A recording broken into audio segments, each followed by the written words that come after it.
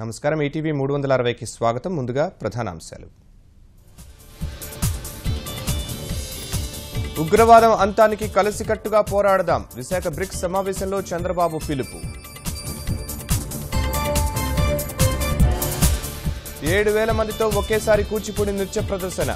Guinness రికార్డుకు Visakha గురుకుల విద్యార్థుల ప్రయత్నం. తయారీ రంగంలో 5 లక్షల ఉద్యోగాలు. యువత ఉపాధికి మంత్రి లోకేష్ భరోసా. ప్రజాసేవలో మరింత చిత్తశుద్ధితో ముందుకెళదాం. భాజపా ఎంపీలకు ప్రధాని మోదీ దిశానిర్దేశం. కుల్భూషణ్ విడుదలకు అన్ని చర్యలు తీసుకుంటాం. పాక్ వైఖరిని ఖండిస్తూ లోక్సభలో రాజ్నాథ్ ప్రకటన. జల సంరక్షణపై విద్యార్థుల అవగాహన ప్రదర్శన. చిలకలూరిపేటలో 1,000 మందితో మానవహారం.